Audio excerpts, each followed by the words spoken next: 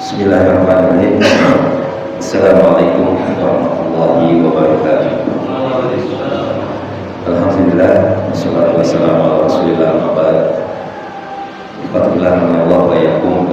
Hari ini alhamdulillah kita bisa bermuajah di Masjid An-Nur ya. Kalau tidak salah ini 2 kali apa yang ketiga kalinya saya kesini, 2 kali ya. Jadi alhamdulillah dulu banget lah.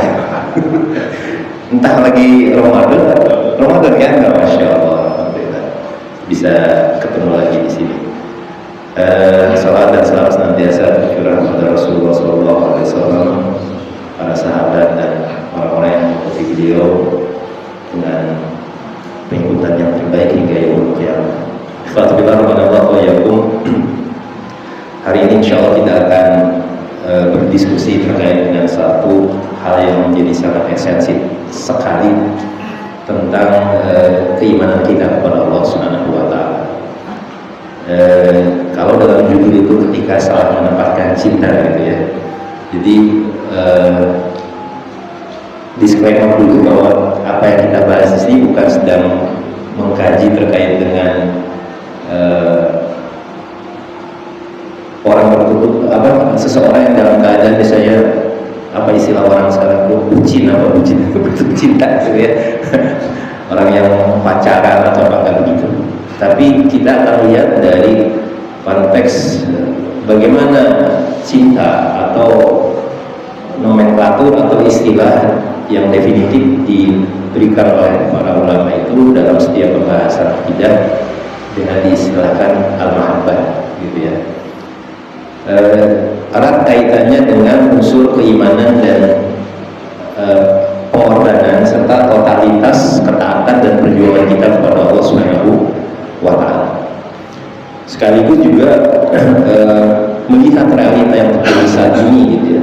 Ketika banyak unsur di masyarakat kita yang justru prioritas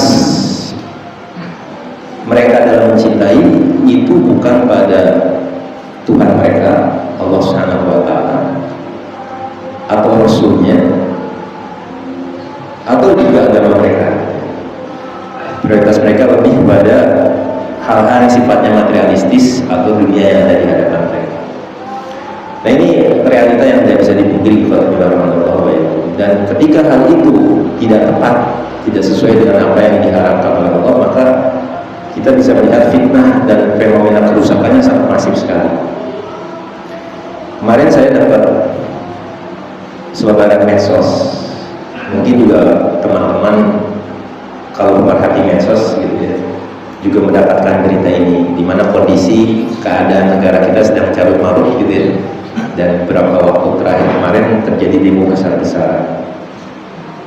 Tapi di balik itu juga kita perlu sensitif melihat suara perjuangan yang diusung oleh teman-teman yang sedang demo dan lain sebagainya itu apakah betul mewakili suara rakyat dalam arti rakyat Indonesia yang dibangun atas dasar tatanan yang beriman kepada Tuhan yang Maha Esa gitu ya, atau demokrasi yang carut marut gitu ya. Seperti misalnya ada satu suara yang diusung oleh perwakilan satu kampus. Saya tidak mengatakan bahwa kampus itu mendukung, tapi kalau diam saja bisa dikatakan dia mungkin mendukung gitu ya. Yang menyuarakan aspirasinya dengan latar belakang terkait dengan Hari Kebangkitan Nasional atau apalah gitu. Dan menyinggung terkait dengan Pancasila, sila keadilan sosial yang gitu ya. Dari sisi apa? Perlakuan mereka terhadap LGBT gitu. Ini nalarnya di mana itu? Jadi merasa dizolimi oleh mayoritas karena mereka memiliki pemahaman yang menyimpang terkait dengan LGBT. Mereka menuntut sila keadilan sosialnya di mana? Tapi suara itu didengungkan masif, dan itu didengungkan oleh suatu lembaga pendidikan yang cukup eksklusif, terkenal gitu ya, dan mewarnai eskalasi politik yang ada di negeri kita. UI banyak, saya sebut saja kan, gitu ya, karena memang udah viral juga. Cuma di sini jadi pertanyaan pada kita, gitu ya. Kenapa komunitas seperti itu mendapat dukungan. Kalau kita kaitkan dengan kajian kita saat ini, ya memang salah menempatkan cinta. Orang Allah Subhanahu wa Ta'ala sudah menganugerahkan gitu ya fitrah yang salimah, fitrah yang lurus untuk mencintai lawan jenis gitu. Dia malah berubah fitrah itu menjadi fitrah yang sesat, malah mencintai sesama jenis. Dan apakah realita itu tidak disinggung dalam Al-Quran? Disinggung. Al-Quran itu menceritakan pada kita tentang kisah umat terdahulu, termasuk kisah tentang kehancuran umat terdahulu. Dari situ pun harusnya menjadi pembelajaran buat kita. Apa yang menyebabkan mereka lantas diazab? Di antaranya salah satunya ketika ada satu kaum saat mereka diberikan anugerah mencintai, gitu ya, yang sesuai dengan fitrah, itu mereka palingkan dengan yang bertolak belakang dengan fitrah. Akhirnya apa? Diazab sama Allah SWT. Kita dengar kisah tentang kaum Sodom, gitu ya. Bagaimana itu kisah? Nah, sekarang bagaimana? Sekarang nyata di hadapan kita itu terjadi. Ketika fitrah yang seharusnya menjaga mereka pada kehidupan yang sehat, gitu ya, yang baik, nalarnya bagus, itu dirusak dengan memunculkan narasi-narasi yang menyesatkan. Kemarin tertangkap tangan di sebuah kampus, gitu ya, muncul narasi-narasi seperti itu. Ada apa ini? Dan itu masih realitas seperti itu terjadi. Dan kita nggak bisa pungkiri, teman-teman sekalian, gitu, itu dampak dari ketika kita salah dalam mendapatkan fitrah yang Allah Subhanahu wa Ta'ala berikan kepada kita. Ya. Apakah kita harus diam? Maka kita harus juga terlibat mewujudkan keadaan seperti itu. Nah, kita benar menambah untuk itu patut kita syukuri. Allah menanamkan fitrah, salah satu fitrah pada kita itu unsur-unsur mahabbah, unsur-unsur kecintaan. Walaupun tidak sepersekiannya gitu ya, dibandingkan dengan rahmat dan kasih sayang dimiliki oleh siapa? Allah Subhanahu wa Ta'ala.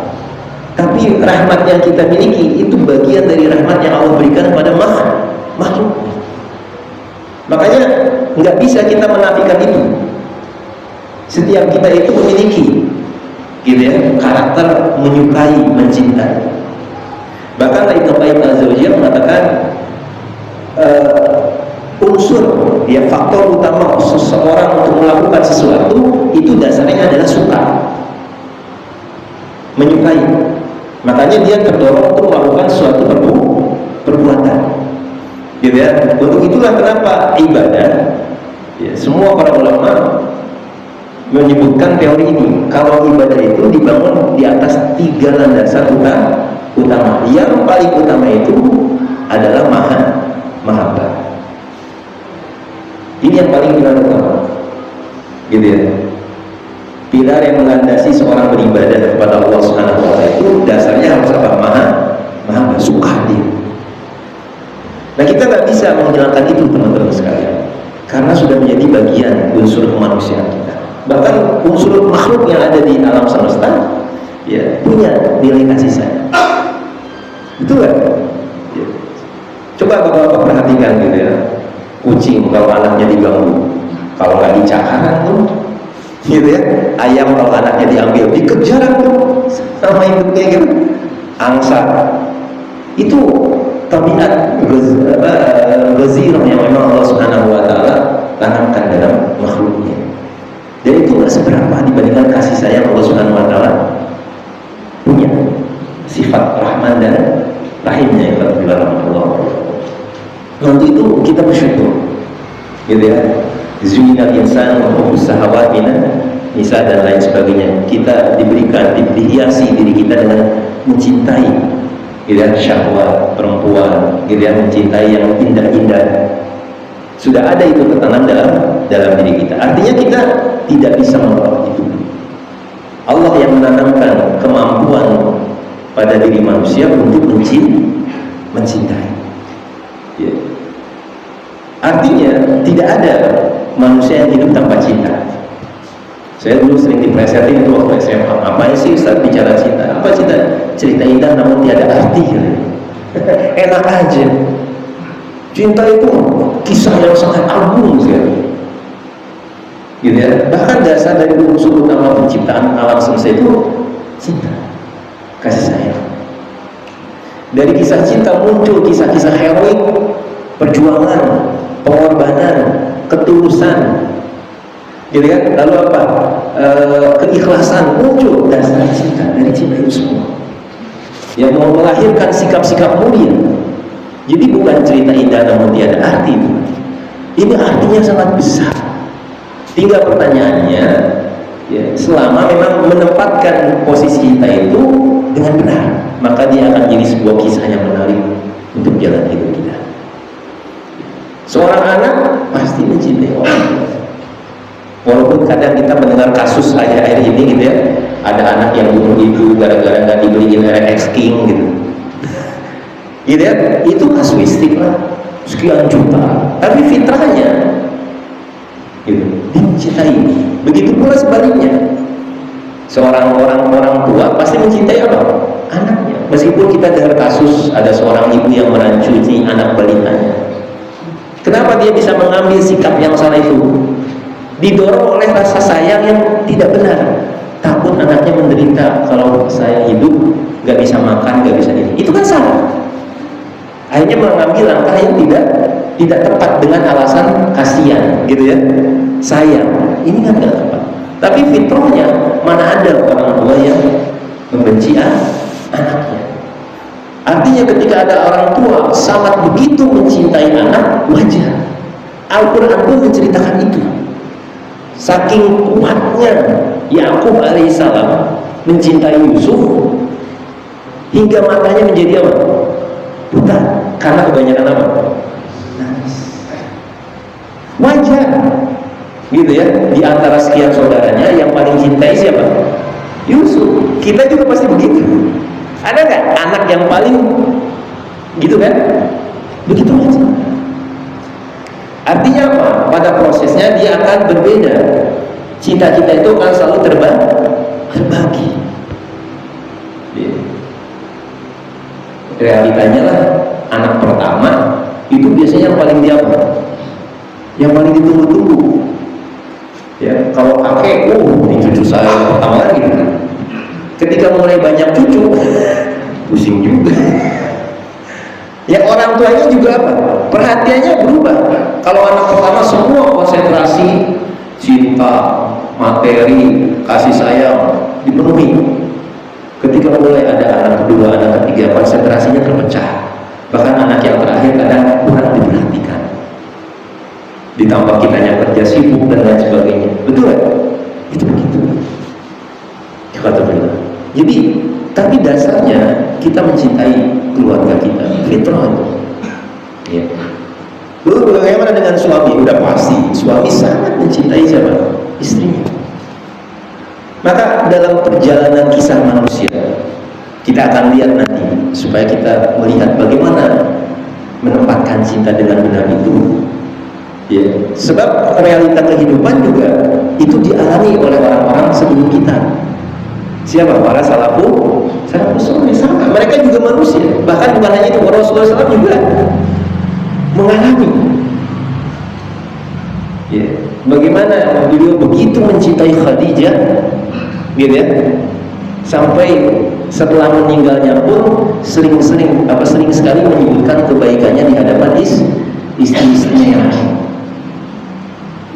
Mengalami hal itu, nggak bisa, ini tabiat teman-teman sekalian, gitu ya.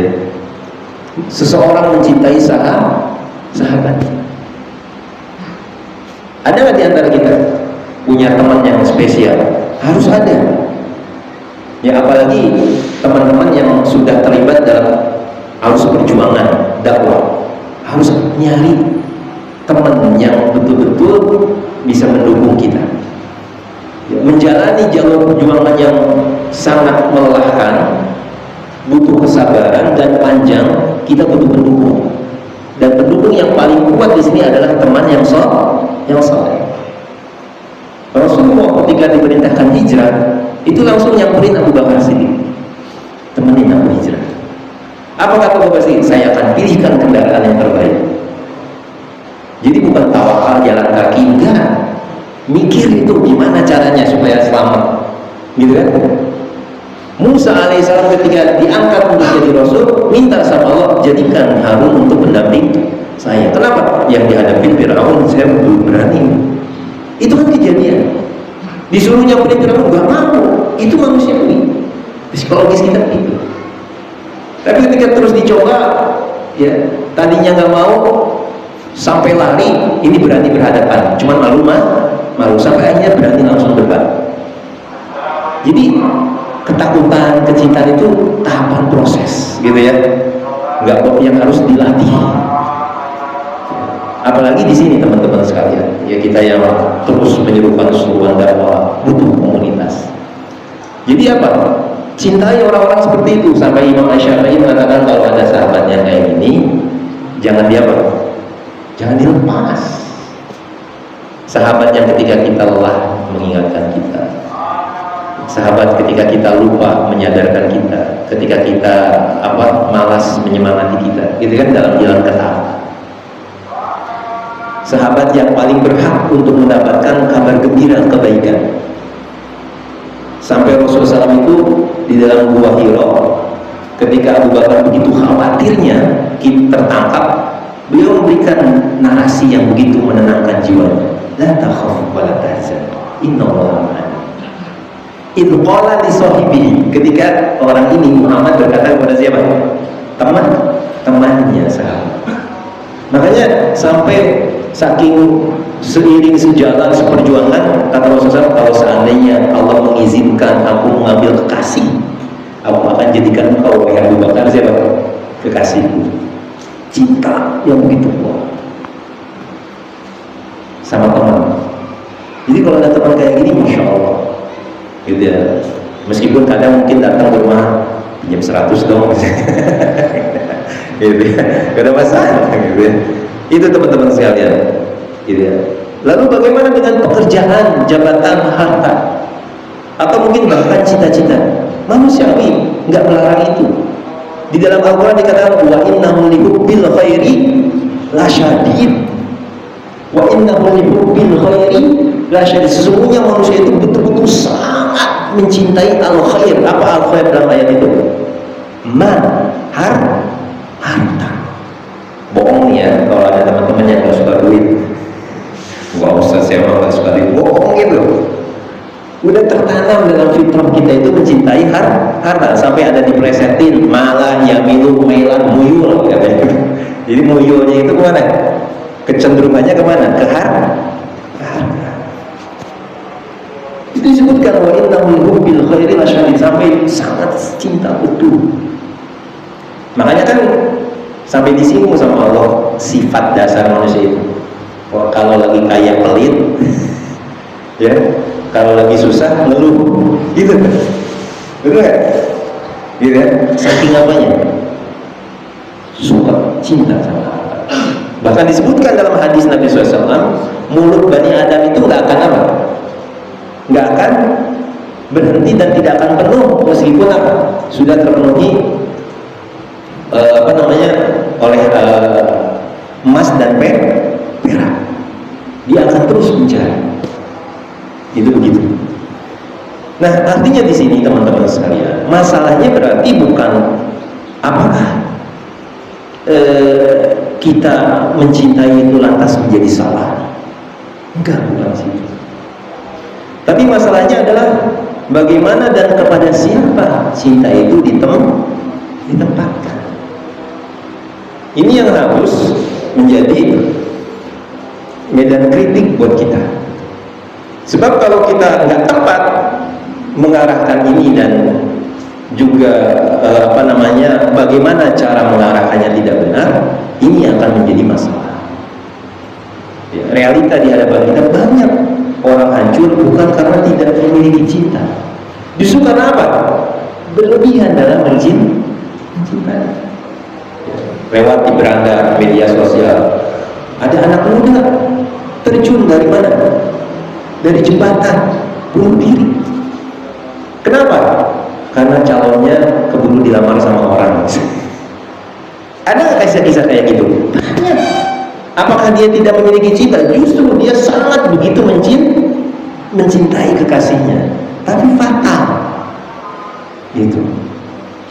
Ketika dia salah menempatkan itu pada level yang tidak semestinya, akhirnya menghancurkan dia. Bagaimana dia yang lainnya? Sama. Jabatan, harta. Nanti kita lihat dari kisah-kisah yang memang ada di dalam Al-Quran. Semua bentuk gambaran tentang cinta. Ya. Artinya bagi para ulama Allah yang kembali tadi pertanyaannya bukan pada apakah kita mencintai, tapi kepada siapa dan bagaimana cinta itu ditempatkan. Ini yang harus menjadi kajian kita. Nah, ikhwatullah rahmanallahu wa iyyakum, sekali lagi syariat itu tidak pernah memusuhi cinta. Bahkan bagian dari unsur syariah itu sendiri. Orang Islam aja agama apa? Rahmatan lil agama cinta. Betul nggak? Rob kita saja memiliki sifat Ar-Rahman Ar-Rahim. Kita sering sekali menemukan dalam panduan keseharian kita unsur kasih sayang itu begitu masif, gitu ya, didorong oleh syariat. Barang siapa yang tidak mencintai yang kecil, gitu kan, maka dia tidak, kan itu, cintailah yang pada mencintai makhluk dan lain sebagainya. Banyak kisah-kisah seperti itu dalam hadis. Memang dasarnya agamanya rahmatan lil alamin, agama kasih sayang. Artinya sama sekali tidak ada celah untuk memusuhi itu. Jadi Islam dibangun atas dasar. Dan tadi saya katakan unsur tauhid, unsur peribadatan yang paling utama itu adalah mahabbah, gitu ya. Tetapi di sini dasar mahabbah ini punya hierarki, punya tingkatan. Untuk itu makanya tadi saya katakan terkadang dalam perjalanan hidup kita cinta itu bisa berbagi, gitu ya. Jangan pernah antum mengklaim cinta antum hanya milik aku seorang. Enggak ada itu. Entah itu pada diri suami atau pada diri istri, gitu ya. Semuanya akan terbagi polanya itu. Dan pembagian ini nanti akan berimbas pada sejauh mana totalitas kita dalam memberikan pengorbanan terhadap yang dicintai oleh kita itu sendiri. Jadi ada hierarki, ada tingkatan. Nah, Ibnu Qayyim al-Jauziyah bahas masalah ini teman-teman sekalian dalam kitabnya Mahabbatullah. Jadi ada tingkatan. Nah, tingkatan yang tertinggi itu ini yang harus ditegaskan. Pada siapa? Allah. Pada Allah, pada Rasulnya, dan pada Islam. Islam di sini dalam arti pada kebenaran, ketaatan. Sampai disinggung oleh Allah Subhanahu wa taala dalam Al-Qur'an. Gitu ya. A'udzubillahi samil alim minasyaitonir rajim wa minan nasi man yattakhidhu min dunillahi andada yuhibbunahum ka hubbillah walladzina amanu asyaddu hubban lillah. Lihat, perhatikan terjemahannya. Di antara manusia ada yang menjadikan selain Allah sebagai tandingan bagi Allah. Dijadikan tandingan, menyamakan. Artinya di sini menyamakan saja udah ditegur. Gak boleh itu. Apalagi kalau apa? Melewati batasnya. Jadi sebagian orang ada yang menjadikan tandingan-tandingan bagi Allah Subhanahu wa taala. Apa kadar tandingan di sini? Disebutin mereka mencintai tandingan tersebut sebagaimana mereka mencintai siapa? Allah Subhanahu wa taala. Enggak disebutin mereka lebih mencintai tandingannya dibandingkan Allah, tapi menyamakannya saja itu dicela oleh Allah Subhanahu wa taala. Enggak mau disamain, gitu ya. Jadi mutlak harus tetap di level atas itu siapa? Allah Subhanahu wa taala. Makanya setelah itu disebutkan karakter ciri sifat orang beriman itu walladzina amanu asyaddu hubban lillah. Sedangkan orang-orang yang beriman asyaddu hubban lillah, cintanya sangatlah besar kepada Allah Subhanahu wa taala. Enggak ada sedikit pun porsi, gitu ya, cinta kepada Allah itu disandingkan dengan cinta kepada makhluknya. Enggak ada, apalagi dilebihkan. Ini yang berbahaya. Jadi mafhum muwafaqah dalam ayat ini bukan mafhum. Jadi hal yang bisa kita ambil pemahaman dalam ayat ini tidak melarang kok. Tidak melarang manusia mencintai selain Allah. Betul kan? Cuman yang dilarang apa? Menyamakan. Kalau menyamakan saja, itu kan menyamakan satu. Berarti kalau lebih, ya itu udah pasti. Menyamakannya saja tidak boleh, apalagi malah lebih. Berarti harus di bawah, di level di bawah, nggak boleh lebih level itu. Mencintai boleh, nggak dilarang dalam ayat ini. Gitu ya. Ayat ini tidak melarang manusia mencintai selain Allah, tapi yang dilarang itu adalah memberikan cinta tertinggi kepada siapa? Kepada selain Allah Subhanahu wa Ta'ala. Kenapa? Karena buah dari cinta itu ini berurut nih. Ketaatan, ketundukan, kepatuhan, jadi penyerahan diri kan, ini kan totalitas. Itu kan dari buah cinta. Kalau ada aspek lain selain Allah atau makhluk gitu ya, yang lebih dicintai selain Allah Subhanahu wa Ta'ala, maka dampaknya, maka sesuai itu pasti akan lebih apa? Lebih ditaati, betul kan? Lebih di apa? Lebih ditakuti, lebih diprioritaskan, atau mungkin lebih didengar, iya kan? Pasti begitu teman-teman sekalian. Karena dia menempatkan itu semua lebih dibandingkan siapa? Allah Subhanahu wa Ta'ala. Maka bayangkan, ternyata mahabbah itu adalah merupakan unsur tauhid yang paling besar. Gitu ya, unsur tauhid yang paling utama juga. Seseorang diuji bukan hanya dengan apa yang ia sembah, tapi juga dengan apa yang ia cintai. Sebab ketika dia mencintai terlalu berlebihan, mungkin yang dicintainya itu secara sadar atau tidak, pada akhirnya akan menjadi sesembahan buat dia. Berhala baru, betul nggak? Itu dia. Nah, ikhwatullah rahimahullah wa iyyakum, ini yang kenyataan terjadi, realita di masyarakat. Ya, ketika berlebihan dalam mencintai, maka akan muncul berhala. Bila berhala baru karena dasar kecintaan yang berlebihan. Zaman dulu yang mungkin menyembah berhala itu dari mana? Dari batu. Sekarang nggak ada kok Ustaz yang menyembah berhala, tapi ada berhala-berhala yang kasat mata, yang nggak sadar, gitu ya. Berhala zaman sekarang seringkali nggak terlihat, tapi dirasakan kenyataannya ada. Ada yang menjadikan harta sebagai sesembahan, duit, itu kan semua usahanya, pikirannya, tenaganya, modalnya, gitu ya, semuanya untuk mencari apa? Duit, materi. Dikejar habis-habisan ya,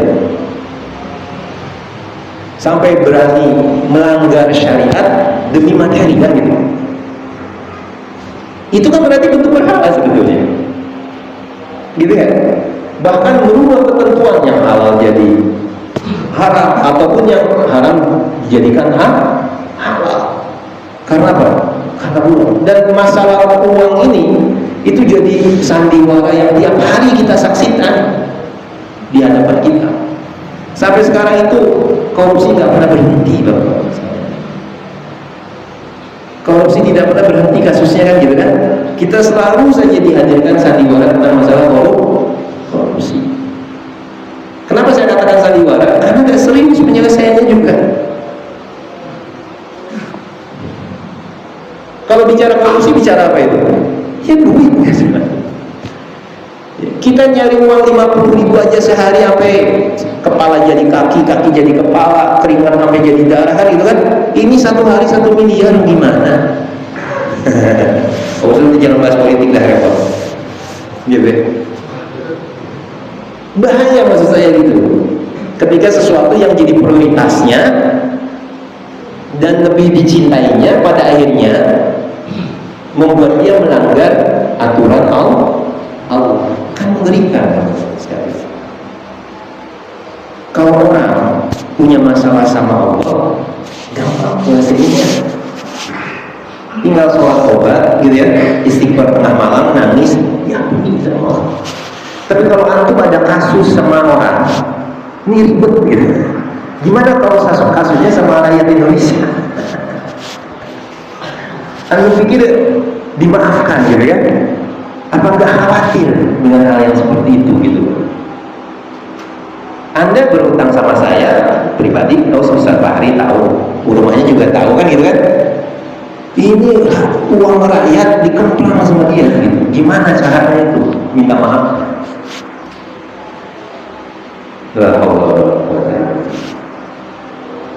Itu berhala yang nggak dirasakan oleh yang bersangkutan yang melakukan itu ya.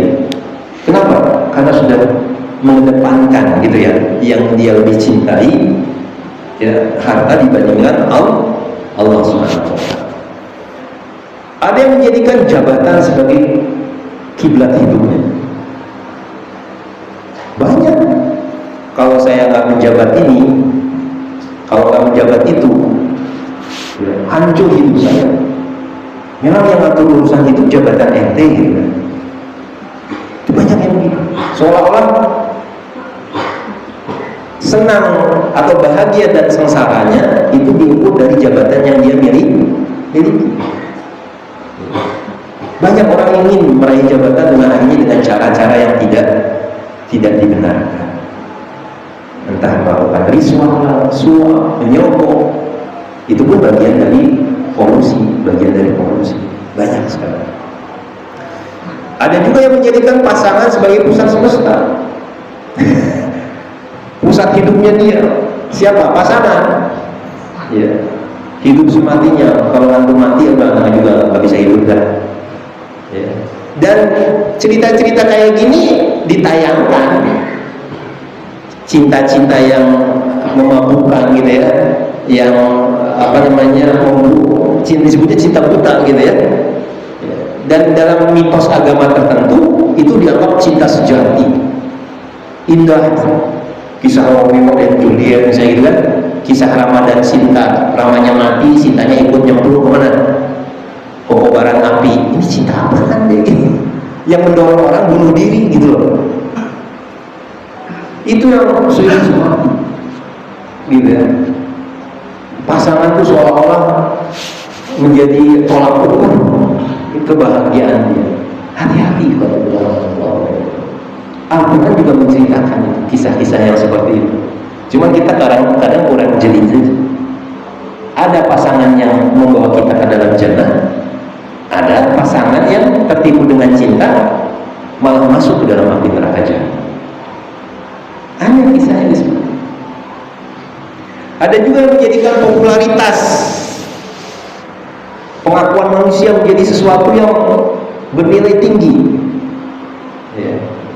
Hati-hati itu, ya, konten-konten konten kreatif gitu ya, sampai akhirnya demi konten dia berbuat yang hal aneh-aneh gitu ya, demi demi followers, dan itu kan popularitas ya. Kalau dalam dunia entertainment modern itu dibuat di entertain memang. Makanya banyak sekali kalangan artis yang nggak tahan, akhirnya mengakhiri hidupnya bunuh diri. Lihat tuh artis-artis K-pop Korea, memang didesain sejak muda untuk jadi apa?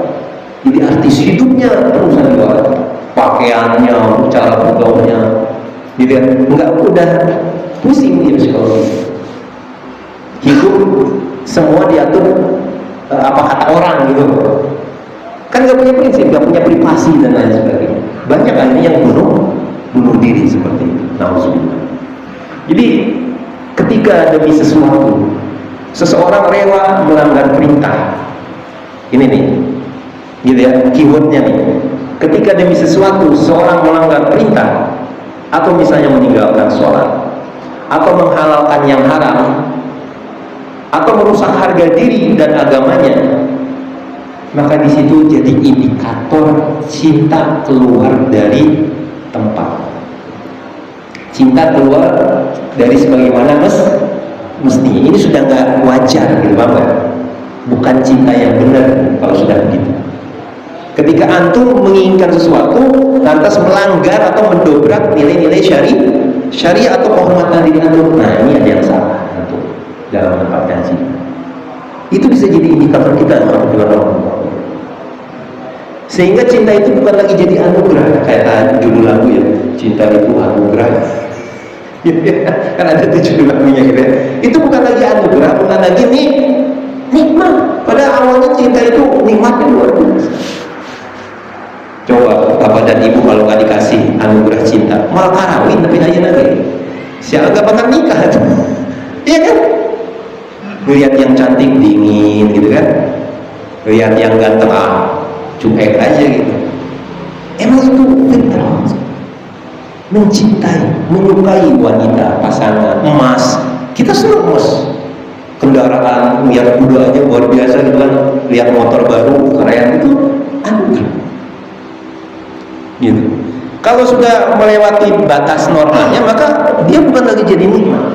Maka saat itu dia berubah menjadi fitnah yang besar. Hal inilah yang diwanti-wanti dalam Al-Quran. Diancam sama Allah SWT. Qul in kana aba'ukum wa abna'ukum wa ikhwanukum wa azwajukum wa ashiratukum wa alum niktarukumuha, dan seterusnya disebutin ahabba ilaikum minallahi wa rasulihi wa jihad fi sabilihi fatarabbasu. Katakanlah, seandainya bapak-bapak kalian, anak-anak kalian, saudara-saudara kalian, pasangan kalian, harta kalian yang kalian kumpulkan, perniagaan yang kalian usahakan, gitu ya, itu lebih dicintai oleh kalian daripada Allah dan Rasulnya, serta berjihad fisabilillah, dakwah. Ya, apa? Tunggulah keputusan Allah. Ya, cukup. Fatarabbasu. Tunggulah keputusan Allah. Sekali lagi, bukan berarti kita tidak boleh mencintai siapa? Keluarga. Tapi yang dilarang itu jangan sampai cinta kepada keluarga membuat kita kehilangan siapa? Allah. Nah sekarang saya mau cerita, gitu ya. Teorinya mah sedikit itu aja, tapi implementasinya itu akan lebih real terasa ketika kita melihat realita kisah. Dan kadang kisah itu suka masuk dengan kehidupan kita. Kok saya kayaknya seperti ini ya, gitu loh. Kalau sudah begitu hati-hati tuh, gitu. Kita akan lihat bagaimana potret-potret kisah cinta yang terjadi di kalangan para sahabat. Cinta terhadap pasangan. Ya. Idealnya siapa? Suami istri saling mendukung, betul kan? Saling mencintai. Ya kalau dikatakan sehidup semati, setia sampai. Tapi yang jadi masalah, kecintaannya dibangun atas dasar apa? Kalau seia semati, sehidup seia sekata, sehidup semati gitu ya, setia mencintai, itu dibangun di atas kemaksiatan. Hati-hati. Tidak akan ada manfaatnya di sisi Allah. Ya, bapak-bapak dan ibu-ibu, tahu nggak istrinya Abu Lahab? Tahu nggak? Tahu kan? Sampai dikisahkan di dalam Al-Quran, wa mur'atuhu hammalatul hatab. Itu pasangan suami istri kompak itu. Bahkan disebutnya Ummu Jamil. Ya, Ummu Jamil itu apa? Bunda cantik. Kalau bahasa kita mah, iya bunda cantik. Suaminya siapa? Abu Lahab, tokoh sentral yang paling memusuhi siapa? Musuh. Itu mulutnya nggak pernah diem, gitu ya. Kemudian perilakunya juga nggak pernah berhenti, terus saja menyakiti siapa? Pernahkah terdengar kisah istrinya melarang suaminya? Nggak ada. Yang ada dukung malah. Pagi-pagi naruh kotoran unta di depan rumah Rasul, itu begitu terus. Ini pasangan suami istri yang saling mencintai sehidup semati, tapi matinya di mana dua-duanya? Di neraka jahanam. Sampai disebutkan wa mar'atuhu hammalatul hatab, dan istrinya dia akan memikul kayu bakar api neraka. Nauzubillah. Suami istri dalam neraka jahanam. Gimana? Gara-gara apa? Pengkhianatan kepada Allah. Ini kan subhanallah. gitu ya. Jadi memberikan pelajaran bahwa kita cinta tanpa petunjuk wahyu itu bisa berubah jadi apa? Kehancuran. Seperti hal yang dialami oleh keluarganya Abu Lahab. Maka dasar wahyu itu begitu penting. Kita mencintai pasangan kita sejauh mana gitu kan, bisa mengarahkan mereka untuk baik kepada Allah, taat kepada Allah. Saya pernah sampaikan di majelis ini atau apa, ketika ada ayat perintah untuk menikah, wa min ayatihi, gitu kan, an khalaqakum lakum min anfusikum azwajan. Kenapa Allah menyebutkan kalimat nikah itu dengan ayat dan di antara tanda-tanda kebesaran? Seperti tersirat keberadaan pasangan kita itu adalah bagian tanda-tanda kebesaran siapa? Allah. Keberadaan suami istri seharusnya lebih mendekatkan kita kepada siapa? Allah. Gitu maksudnya. Wa min ayatihi an khalaqalakum min anfusikum azwajan. Istri kita ngingetin kita sama Allah, suami kita yang menjaga kita dan selalu mendorong untuk taat pada siapa? Pada Allah. Itu begitu. Dimulai dengan berita besar. Nah, ini tauhid kan? Tanda-tanda kebesaran. Itu sampai begitu, teman-teman sekalian. Berarti dasar cinta yang harus dibangun dalam rumah tangga harus selaras dengan apa? Dengan syari. Ini baru disebutnya cinta yang tulus, cinta sejati. Seperti hanya kisah Ummu Salamah. Saya lupa Ummu Salamah atau siapa. Aku berdoa, Ummu Salamah, aku berdoa kepada Allah. Lihat, dikisahkan oleh para ulama salaf itu. Aku berdoa kepada Allah agar Ia menganugerahiku seorang suami yang kuat dalam beribadah.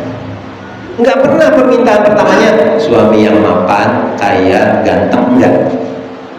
Lihat, ini seorang perempuan salihah, gitu ya.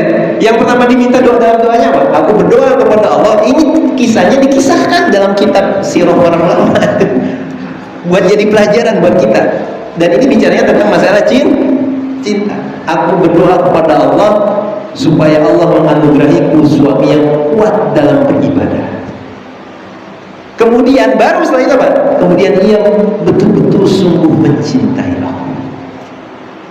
Lalu Allah menganugerahiku Thalhah bin Ubaidillah, salah satu orang yang dikabarkan masuk surga. 10 orang yang dijamin masuk surga. Diijabah sama Allah Subhanahu wa taala. Lalu Allah menganugerahiku siapa? Thalhah. Dia adalah salah satu dari 10 orang yang dikabarkan masuk jannah. Lalu diceritakan setelah itu, suamimu adalah kalau aku sakit, dia lebih sakit daripada aku. Sebelum aku makan dan dia tidak akan makan. Sebelum aku tidur dia akan menemaniku. Itu banyak. Begitu cintanya Thalhah kepada siapa? Pada istri. Dan itu buah dari doanya beliau kepada Allah Subhanahu wa taala. Dan yang menarik adalah Thalhah dikabarkan termasuk orang yang dijamin masuk surga. Berarti kan orang kayak gini gimana? Ya ahli ibadah. Ahli ibadah loh, betul gak? Taat kepada Allah Subhanahu wa taala. Suami itu yang didapatkan oleh Ummu Salamah. Ya, ketika didapatkan, cintanya luar biasa. Dan banyak sekali kisah yang sangat menarik dilalui oleh keluarga Thalhah. Ketika hijrah harus berpisah dengan suaminya. Suaminya tertahan di Mekah. Anaknya pun ditahan. Lalu diuji dengan kematian siapa? Anaknya. Tapi dia seorang perempuan yang tidak pernah kehilangan cintanya kepada Allah. Ketika kehilangan putra dan anaknya, suami dan anaknya, dia berdoa kepada Allah SWT. Ya Allah, berikanlah pahala terhadap musibah yang menimpaku dan gantilah ya dia dengan yang lebih baik. Meskipun dalam hati saat itu dia berbicara, siapa yang bisa menggantikan suamiku? Paham nggak? Saking dalamnya cintanya pada sang suami. Tapi ketika dia berdoa kepada Allah, ternyata kehilangannya diganti dengan sesuatu yang jauh lebih baik dan menjadikan dia ridho dengan pengganti yang diberikan oleh Allah SWT. Diberikannya siapa? Rasulullah SAW. Ketika Rasulullah SAW datang meminang, beliau masih mengatakan, ya Rasulullah SAW, aku ini perempuan tua, sudah tidak lagi mampu melahirkan anak. Itu begitu. Tapi tetap dinikahi oleh Rasulullah SAW. Itu potret cinta, teman-teman sekalian. Indah nggak perjalanan para sahabat? Indah. Yang meyakini betul bahwa dan mengajarkan kepada kita, kehilangan itu bukan segalanya. Kehilangan sesuatu dalam pandangan orang beriman adalah sesuatu yang akan diganti oleh Allah dengan yang lebih baik, karena kesabaran dan doa yang dipanjatkannya pada siapa? Allah Subhanahu wa Ta'ala. Itu yang harus kita lakukan. Ya, satu potret, dua kisah terkait. Saya cerita lagi yang lain. Sampai jam berapa ini? Hah? Lama amat. Udah kering ini. Minum dulu ah. Bismillah. 10:30 ya. Potret cinta yang lainnya. Ada yang kenal teman-teman Salman Al-Farisi? Nah, ini mudah-mudahan juga jadi cerita menarik buat kita. Salman Al-Farisi itu muhajirin. Dia bukan akamsi. Kalau akamsi anak kampung sini. Dia bukan akamsinya Madinah, bukan. Dia berasal dari mana? Persia. Namanya juga Salman Al-Farisi. Tapi karena Salman Al-Farisi itu, antum baca kisah Salman Al-Farisi, antum kalau bacanya dengan baik akan menangis terseduh-seduh. Bagaimana kisah kekuatan tekad dan cita-cita seorang pemuda yang mengharapkan hidayah dari Allah Subhanahu wa Ta'ala. Sampai dia ketemu tapi betul-betul Allah tunjukkan jalan hidayah. Sampai di Madinah, dia nggak punya siapa-siapa. Dia orang asing. Suatu ketika muncul dalam dirinya ada keinginan untuk berumah tangga. Ya, seperti anak muda yang lainnya lah, ketika pengen kawin kan mulai kasak-kusuk nih, ada calon enggak kan gitu. Iya kan? Sampai pada akhirnya dia menemukan seorang perempuan di kampung tertentu yang membuat dia tertarik sekali ingin menikahi perempuan itu. Dan Salman Al-Farisi ini bersahabat karib, ya bestian sama Abu Darda. Dia punya sahabat karibnya dengan siapa? Abu Darda. Ini dua orang sahabat Nabi. Karena Salman Al-Farisi adalah penduduk luar, dia nggak ngerti kebiasaan adat kota Madinah kayak gimana. Gitu ya, kalau mau melamar seperti apa, apakah ada serahan, apakah ada ijab telur atau apa, nggak tahu tuh. Masing-masing kampung kan tradisinya beda, gitu kan. Akhirnya dia minta bantuan kepada Abu Darda untuk mempersiapkan segala sesuatunya dan ditentukan hari H untuk bisa melamar perempuan yang diidamkannya. Itu dia mulai nabung sedikit-sedikit, ya buat mahar, buat uang serahan, ipekah segala macam.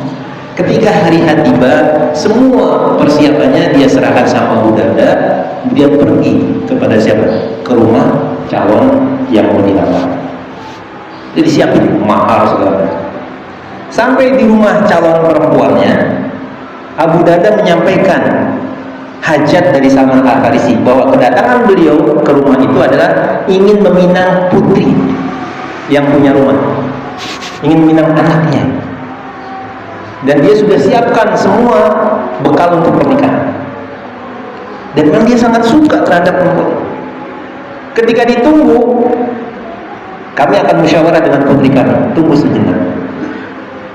Deg-degan kan? Oh, nikah. Tak berapa lama selesai musyawarahnya, kemudian disampaikan oleh orang tua si anak itu apa? kami itu berkata akan menerima pinangannya kalau Abu Darda yang jadi suami. Coba. Kalau kita kan friend makan friend, ya nggak? Itu sampai begitu. Putri kami akan menerima pinangannya kalau yang menjadi suaminya siapa? Abu Darda. Aku bisa bayangin gimana hancurnya hati Salman Al-Farisi. Sudah capek-capek nabung, mau ngelamar, temen gua nyalip. Gimana tuh? Nikung temennya. Abu Darda juga kaget kan gitu. Nggak pernah terbayangkan dalam dirinya gitu, dia yang melamarkan buat temannya, justru yang jatuh lamaran pada siapa? Pada dirinya kan ada kaget gitu. Tapi lihat sifat izzah, kekuatan para sahabat, kemuliaan para sahabat. Apakah lantas Salman Al-Farisi ngambek saat itu, lalu misalnya jadi marah, berantem, memutuskan persahabatan sama Abu Darda? Enggak. Inilah seorang sahabat. Apa kata Salman Al-Farisi? Aku berikan semua peralatan dan persiapan kamu. Jangan kamu pakai. Ada nggak orang kayak gini? Susah Pak jadinya sahabat kayak gini. Nggak usah ditanya hatinya pasti sedih betul. Tapi bagaimana kecintaan terhadap ukhuwah, gitu ya? Kemudian pandangan dia terhadap kebaikan. Kalau kita egois mungkin saat itu udah hancur, berantakan.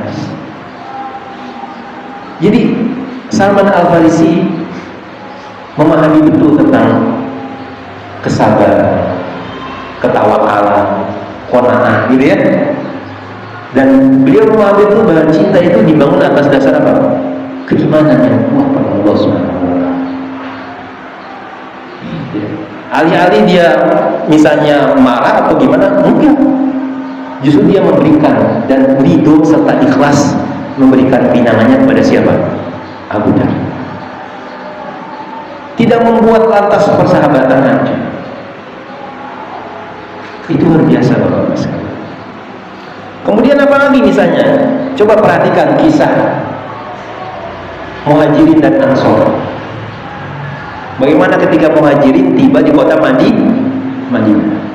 Kecintaan mereka terhadap saudara seiman menjadikan kaum Ansor itu memiliki sifat yang sampai diabadikan sama Allah di dalam Al-Quran. Wa yusiruna ala anfusihim walau kana bihim khasasah. Mereka lebih mendahulukan saudaranya meskipun diri mereka sendiri Ini ada saudara seiman gitu ya, yang lagi kesusahan, mereka berikan sebagian harta mereka. Ada yang dikasihkan sawahnya, ada yang dikasihkan bahkan ada satu riwayat ada yang punya istrinya lebih, kamu belum berkeluarga, itu sampai seperti itu gitu. Bayangkan, saya talak istri saya, nanti kalau sudah habis iddah, silahkan dinikahin sama kamu. Ini kan luar biasa, mempersaudarakan, gitu ya, atas dasar kecintaan ukhuwah Islam. Makanya tidak heran ketika Allah mengatakan tali cinta yang paling kuat itu, tali iman yang paling kuat itu apa? Cinta karena Allah dan benci karena Allah Subhanahu wa Ta'ala. Nah ini teman-teman sekalian, itu terkait dengan pasangan. Jadi hati-hati menempatkan cinta kita kepada pasangan. Jangan sampailah keluarga kita jadi keluarga Abu Lahab, gitu ya. Pasangan yang saling mencintai, tapi mencintai dalam kemaksiatan, nauzubillah.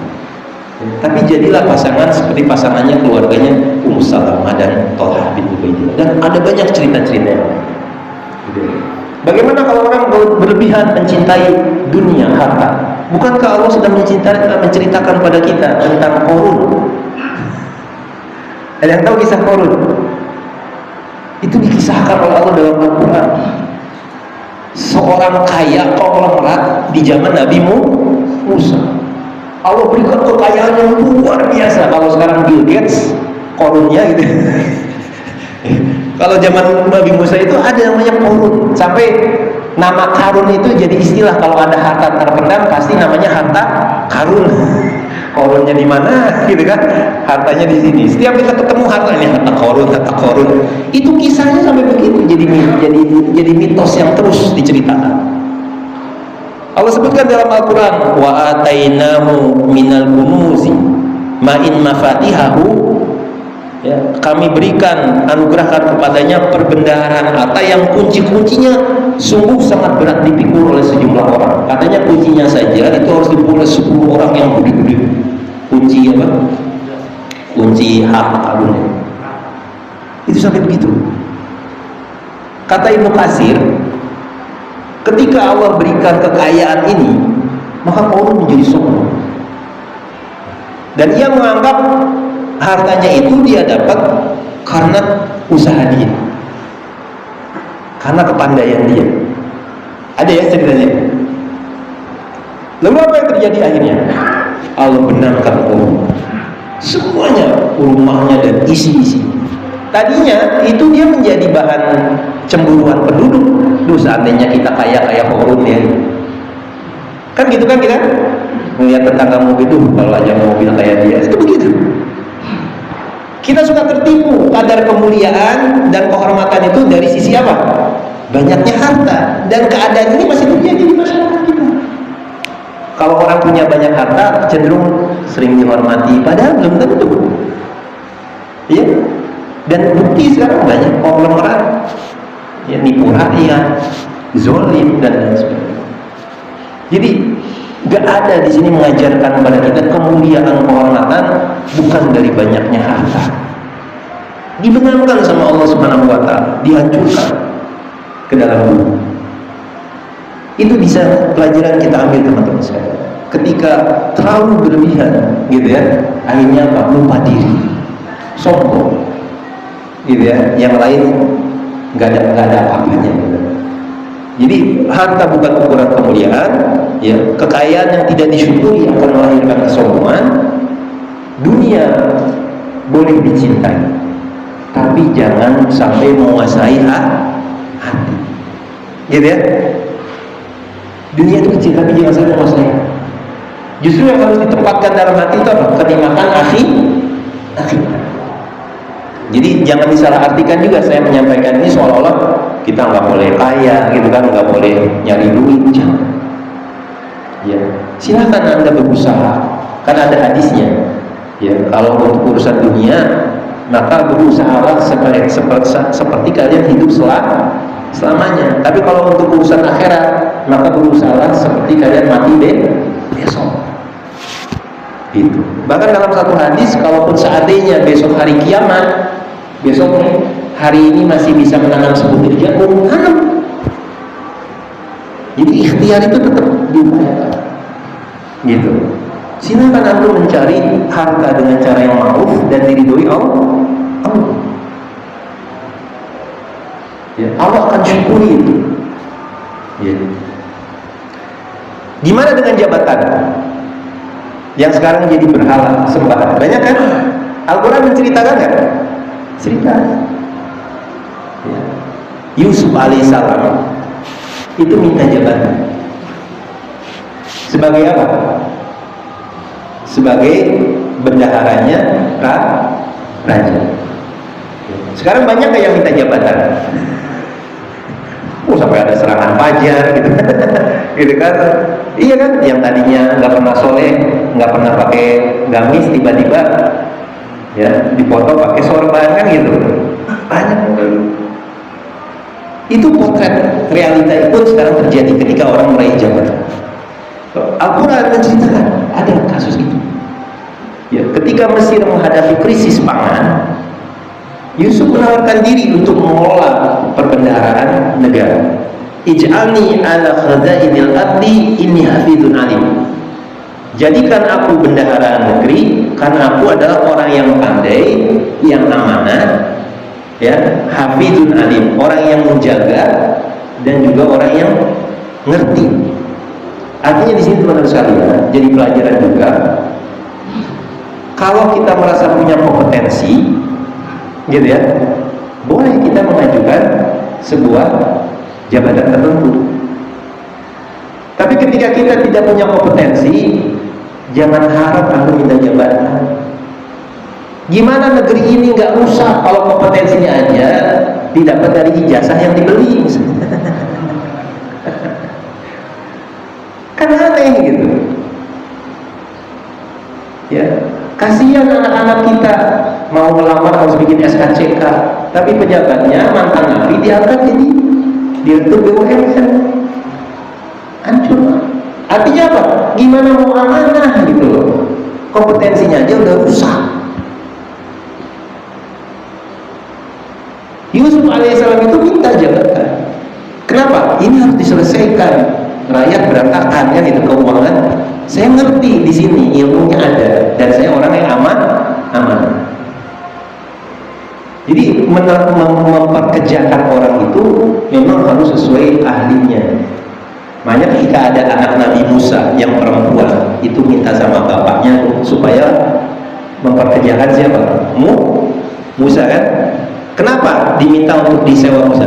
Kenapa? Inna khairu man istajarta laqawiyyun amin. Sebaik-baiknya orang yang dipekerjakan itu adalah orang yang kuat dan aman. Ini standar yang harus dimiliki oleh setiap kita, kekuatan dan amanah. Jadi bukan karena ambisi pribadi, nggak ada. Saya harus jadi ini, saya harus jadi itu. Kan? Ini demi apa? Maslahat. Gitu ya. Ketika ini rusak, bahaya, ini harus dibenarin. Kalau sekarang kan potretnya apa? Jadi apa teman-teman sekarang? Jadi ambisi. Sampai jabatan itu nggak boleh ke orang lain. Dari mulai hulu ke hilir, semua pos-pos pimpinan diisi oleh keluarganya. Gimana itu? Dan dinamika jabatan seperti itu sekarang sangat masif terjadi di Indonesia, di beberapa daerah gitu. Ini mengerikan teman-teman sekalian. Jadi silakan saja. Ya. Ingat ya, jabatan itu fungsinya adalah pelayanan, bukan kemuliaan pribadi atau bukan justru dia ingin dilayani bahkan jadi seorang raja. Dalam Islam itu pemimpin umat ini adalah pelayan rakyat. Nah ini gitu ya. Contoh, jadi jangan sampai mencintai berlebihan terhadap jabatan lantas kita melanggar batasan syariat. Itu tentang jabatan. Gimana cinta anak sama orang tua? Tadi saya sudah singgung kisahnya Nabi siapa? Yakub. Ada juga yang sangat menyayat hati, memilukan, kisahnya Abdurrahman bin Auf atau siapa? Ketika beliau masuk Islam pertama kali, itu beliau adalah termasuk anak keluarga berada. Semua fasilitas diberikan oleh ibunya, dan memang dia adalah anak yang paling dicintai oleh siapa? Ibunya. Kalau anak sekarang mah anak yang modis lah, perlente, wangi gitu ya, pakaiannya juga keren. Ketika masuk Islam, mulai dimusuhi sama keluarga. Anak satu-satunya yang dicintai sama ibunya itu ibunya luar biasa murka dan berusaha gimana caranya anaknya kembali kepada agama nenek moyang, untuk balik lagi ke agama jahiliyah. Sampai diancam, bahkan semua fasilitas kekayaan yang diberikan diputus, subsidi nggak ada subsidi. Yang tadinya pemuda yang keren ganteng jadi pemuda yang miskin, kerempengan, kurus, gitu ya, makanannya sampai bajunya juga luar biasa. Itu begitu. Bahkan ibunya ngancam. Tapi lihat jawaban sang sahabat. Apa jawaban? Cintanya tidak mengalahkan iman. Tidak karena kasih sayang kepada ibu, ini ibu kamu gimana enggak gitu. Dia bilang, ibu, wahai ibu, masih mengaku ibu, wahai ibu. Kalau dulu kau punya nyawa 100, lalu nyawa itu keluar satu persatu, niscaya aku tetap tidak akan meninggalkan agama Muhammad. Kau lihat, Jadi tidak tertipu dengan rasa. Paham nggak? Iman, rasa-rasa. Sakit kita melihat ibu seperti itu, sedih.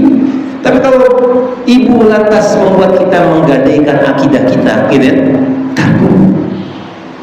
Dan itu terjadi pada siapa? Diri seorang sahabat. Makanya dia menguatkan mentalnya. Dia bilang itu, ibunya nggak bisa ngomong apa-apa lagi kalau sudah begitu. Nangis. Kalau seandainya aku memiliki 100 nyawa, kemudian satu persatu keluar, aku tidak akan tinggalkan agama ini. Tertipu dengan cinta? Ya. Kita belum diuji sampai pada saat itu. Tapi seringkali juga kita suka tertipu dengan yang namanya rasa kasih sayang dan kasihan pada anak. Subuh, bangunin subuh, orang kasihan masih tidur kecapean. Ya? Kok kasihan sih? Anak disuruh dilatih sholat subuh pagi-pagi, aku kasihan sama anak. Ini cinta yang kayak gimana sebetulnya? Antum lebih kasihan anak capek sedikit nahan ngantuk sholat di masjid, atau antum kasihan nanti dia digodok di api neraka? Mana yang antum pilih? Kadang kita suka tertipu ya bapak-bapak dan ibu sekalian ya, betul nggak? Tertipu dengan kasih sayang kita pada siapa? Anak. Ya. Nggak taunya kita menggiring anak ke dalam jurang neraka jahanam. Hati-hati. Kita harus kuat di sini, jangan tertipu. Ya, ada anak gitu kan, lagi senang-senang nyanyi, didorong dia jadi artis. Mana gitu? Ya. Atau gimana lah gitu. Intinya ada pola pendidikan yang salah, gitu. Dan kita suka tertipu dalam masalah kecintaan seperti itu.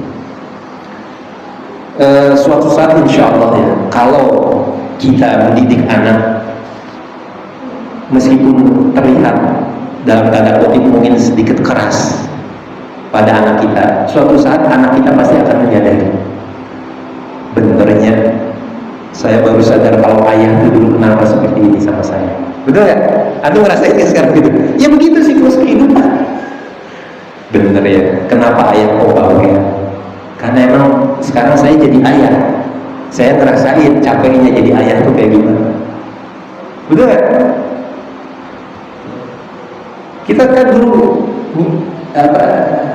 enaknya minta terus, gitu kan? Anak sebagai anak kan ya minta terus, nggak pernah mikirin kayak gimana bapaknya gitu. Nah, maka sadari dari sekarang, meskipun kadang kita harus menahan rasa sedih, kasihan anak gitu kan, tapi ya gimana lagi, ini pun demi siapa? Demi keselamatan dia nanti di akhir. Ya, mana yang mau lebih kasihan gitu ya, kasihan sedikit capek di dunia apa nanti kasihan dia capek di akhirat? Ya, lebih baik capek sedikit di dunia dibandingkan kita nanti capek di akhirat. Ya saja. Saya sering masih menemukan tuh kalimat-kalimat kayak gitu. Nggak usah jauh-jauh, karena ini curcol ya, di keluarga sendiri juga begitu. Ya, kenapa? Karena sudut pola pandang pendidikan yang berbeda. Ya, misalnya nih, saya bangun pagi setengah sebelum azan tuh udah, ayo kak bangun. Karena ibu saya biarin aja tuh budak tersarek kemek karunya gitu. Ih si mati kumaha gitu kan. Kenapa? Pola pendidikan yang berbeda. Dia bicara begitu nggak paham, itu karena sayang gitu. Cuman sayangnya sama. Kita yang paling tahu demi kemaslahatan anak kita. Jadi seperti hanya gini gambarannya, kan nggak semua uang yang kita miliki dikasih sama anak kita, betul kan? Kenapa? Ya takut dia belanja yang nggak benar gitu. Nah, bicara urusan akhirat ini juga begitu harusnya. Nggak semua kesayangan, kasih sayang kita itu harus ditumpahkan pada anak kita, apalagi yang bertolak belakang dengan akhirat. Gitu Bapak-Bapak. Gitu ya. Nah ini ikhwatullah rahmanallahu wa yakum, gitu ya, sedikit gambaran potret cinta yang terjadi di kalangan para sahabat dan orang-orang saleh Nabi. Realitanya ada di hadapan kita. Bagaimana kita memperlakukan pasangan kita, memperlakukan anak, memperlakukan jabatan, memperlakukan dunia. Ya. Ketika dipanggil Siapa di antara teman-teman yang berinfak? Datang Abu Bakar, saya kasihkan semua harta saya. Dan dia orang kaya. Yang engkau tinggalkan untuk keluargamu apa Abu Bakar? Aku tinggalkan Allah dan Rasulnya. Ini level kecintaannya kayak gimana? Sementara Umar saat itu, wah saya bakal mengalahkan Abu Bakar. Sedangkan ke Umar ada sih setengah, masih ada sisa, disimpan buat keluarga, yang setengahnya lagi diinfakkan. Ya nggak akan mungkin bisa mengalahkan Abu Bakar. Abu Bakar semua hartanya disumbangkan untuk Allah dan Rasul. Artinya apa? Dia nggak peduli sama harta. Harta dijadikan sebagai sarana apa? Sarana meraih kemuliaannya di mata Allah Subhanahu wa Ta'ala. Gitu ya. Itu teman-teman sekalian yang bisa saya sampaikan pada kesempatan kali ini. Kurang lebihnya mohon maaf. Untuk itu pandai-pandailah berdoa kepada Allah Subhanahu wa Ta'ala supaya Allah memberikan hidayah kepada kita untuk bisa mendapatkan cinta pada tempatnya yang diridhoi dan yang diberkahi. Antum hafalkan doa ini. Allahumma inni as'aluka hubbaka wa hubba man yuhibbuka wal 'amala alladhi yuballighuni hubbaka. Ya Allah, aku memohon cintamu. Ini yang paling utama.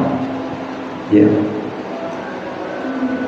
Pernah nggak antum bayangkan perasaan Ali bin Abi Thalib ketika Nabi menyampaikan bendera ini akan diserahkan kepada orang yang mencintai Allah dan Rasulnya.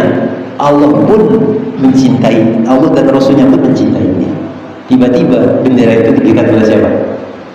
Ali bin Abi Thalib. Gimana perasaannya? Gak kebayang ya? Sampai sudah dikatakan Allah dan Rasulnya pun cinta sama dia. Udah selesai urusan hidup, gak ada lagi. Karena itulah yang paling didambakan. Antum pernah nggak membayangkan perasaannya Ka'ab ketika Rasulullah SAW membacakan Quran surat Al-Bayyinah?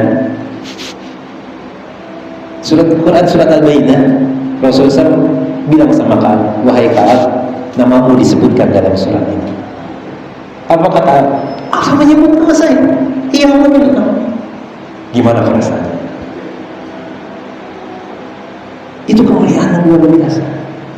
Gimana perasaan Mu'ad bin Jabal ketika lagi jalan dipanggil sama Rasulullah, ya Mu'ad, ta'al. Ada apa ya Rasulullah? Dipegang tangannya, lalu Rasulullah bilang gini, Mu'ad, demi Allah, aku mencintai. Gimana tuh perasaan? Allahu Akbar. Siapa yang nggak mau dicintai sama Allah dan Rasulnya? Betul? Selesai dengan semua urusan. Diampuni, dimasukkan ke dalam jannah, diselamatkan dari api neraka. Tapi rahasianya itu semua teman-teman sekalian. Kenapa mereka bisa mendapatkan semua kemuliaan itu? Apa? Berjuang. Totalitas. Lebih mencintai Allah dan Rasulnya dibandingkan apa-apapun. Maka mereka berhak mendapatkan kemuliaan itu. Iya, nggak ada lagi. Itu bisa kita sebutkan. Saya cuma ingin gimana perasaannya itu mereka ketika disampaikan kalimat itu. Coba kalau kalimat itu diberikan kita, Allah Akbar. Besar sekali yang memperhatikan para sahabat-sahabat. Gitu ya. Jadi Allahumma inna nas'aluka minta cinta Allah Subhanahu wa Ta'ala. Wa hubba man yuhibbuka, dan cintanya orang-orang yang mencintaimu. Berarti siapa ini? Rasulullah, semua kaum muslimin dari sejak Adam alaihissalam sampai akhir zaman mencintai kita. Orang-orang yang mencintai. Wal amal alladhi yuballighuka, dan perbuatan yang bisa mengantarkanku kepada kecintaan. Berarti amal apa? Amal ketaatan. Semua untuk amal ketaatan itu dicintai oleh Allah Subhanahu wa Ta'ala. Artinya kita meminta kepada Allah supaya diberikan kekuatan untuk selalu beramal seperti ini. Gitu ya. Ini loh. Saya sejak kapal luar ini nggak pernah saya tinggalkan ini. Kamu suka sama Allah. Dan sarana mendatangkan cinta Allah itu nggak susah. Gak susah. Banyak cara. Di sini apa? Memberikan jawaban kepada kita juga supaya kita tak boleh putus asa. Baca. Dan tidak boleh tertipu dengan bisikan setan. Udah gak usah, atau banyak dosa, atau udah sampah masyarakat, percuma, kan? Justru ketika antum taubat kembali kepada Allah, Allah bersuka sama. Inna Allah yuhibbu tawwabin. Allah suka. Jadi, ayo terus berusaha. Teman-teman sekalian, ya mudah-mudahan sekali lagi Allah jadikan hati kita dipenuhi dengan cinta yang benar, cinta yang menuntut kepada tauhid, bukan cinta yang menjauhkan kita dari siapa? Dari Allah Subhanahu wa Ta'ala. Kurang lebihnya saya mohon maaf, saya kembalikan kepada moderator. Silakan.